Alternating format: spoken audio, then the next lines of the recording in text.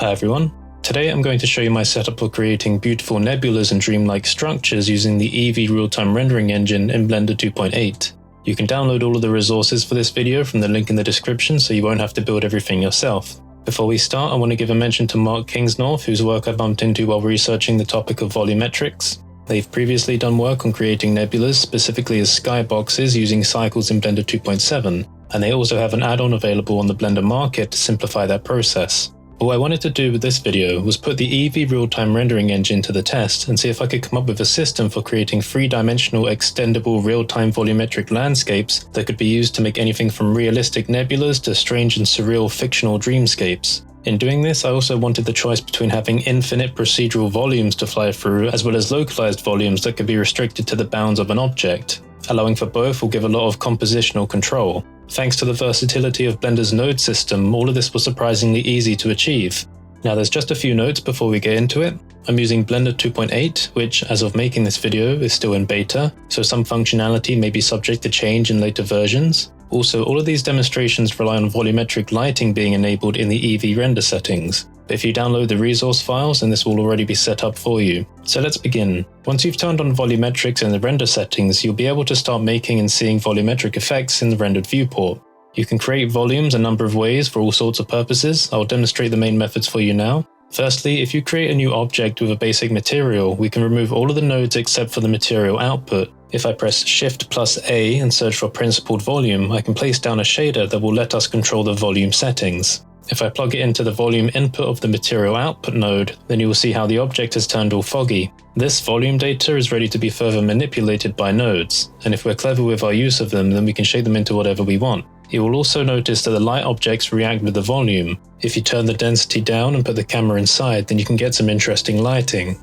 It's at this point that I should mention the tile size parameter in the volumetric settings. You can think of this as the resolution of the volume. The lower the number, the more detailed it will be, but it will consequently take more computational power to display, so be careful when changing the value. But what if you don't want your volume to be restricted to the boundaries of an object? Well, the solution is quite simple. If we go into the world nodes and do exactly the same thing by creating a principled volume node, we can plug it into the volume input of the world output node. By doing this, we give the entire scene a volume, and then every light inside of it will be reactive. But what has this got to do with nebulas? Well, what I've just demonstrated to you here is that you can use the exact same nodes to manipulate both the behavior of an object volume and a volume that encompasses the entire scene. This means that we can recycle the nodes of any nebula structures we make and turn it from an object volume to an infinite world volume or vice versa. Now you can imagine how this is extremely useful. So let's start by giving a volume some noise. I've disabled the world volume and I'm just going to use our original cube as an example. In the material nodes, if I add a noise texture and a color ramp and set them up like so, then you can see that as I change the position of the handle, we will get this cloudy effect on the inside of the cube.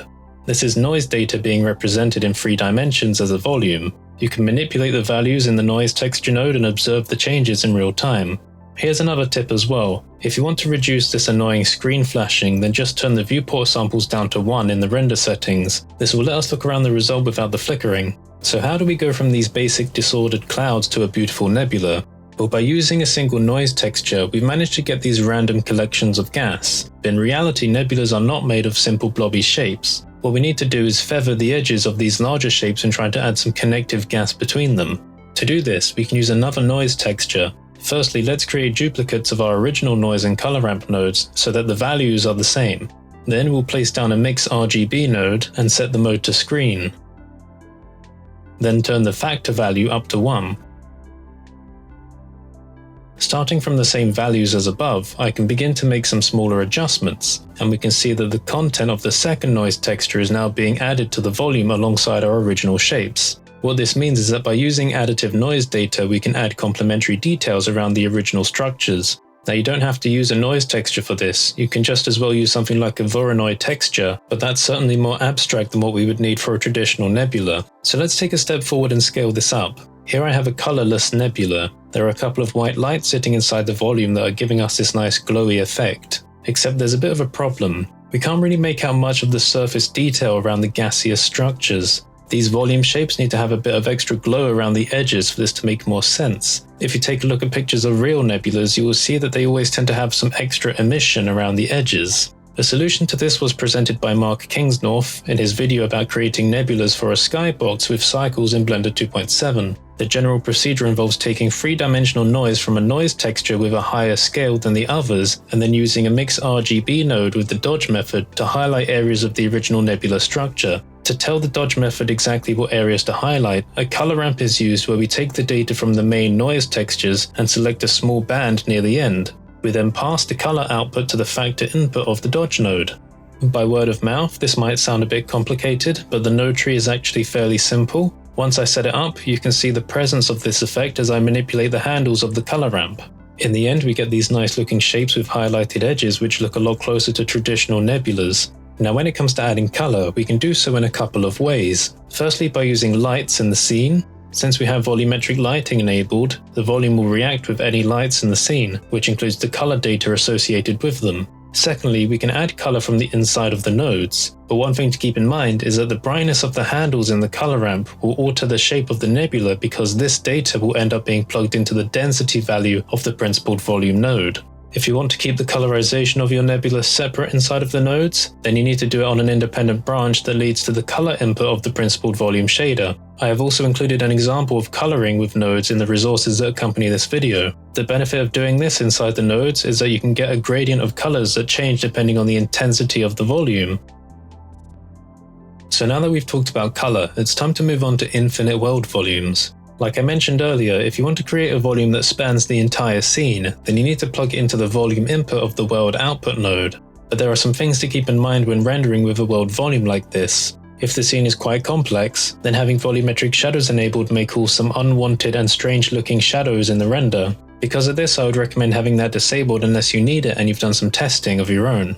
Also, the scaling of the noise textures will be different for the world than it will be for an object with a volume material. You may find that if you copy and paste nodes from another material into the world nodes, you might have to adjust the scaling value on the generated textures to get it looking correct. We should also come back to the matter of the volume tile size. The more complex your volume, the more intensive it will be on the engine. Using a world volume can be very intensive if you're not careful, so I would only recommend going for a value of 8 for flying around and making real-time changes. I would not recommend going lower unless you have a very powerful computer. With that being said, if you want to render with a lower tile size, you can do that without having the viewport rendering the scene at the same time. Just go back into the solid viewport mode and make changes to the settings and then start your render. But just remember to change it back before you put the viewport back into rendered mode again. With all of that being said, feel free to download the resources and try things out for yourself. Play around with the nodes and feel free to tag me in any of your work if you make something cool. If you've enjoyed the video, don't forget to like, comment, subscribe and ring that bell. You can also follow me on social media to stay up to date on videos. We also have a Discord server where you can join in discussions, share your work, and get sneak previews of upcoming content. So thank you for watching, and I'll see you next time.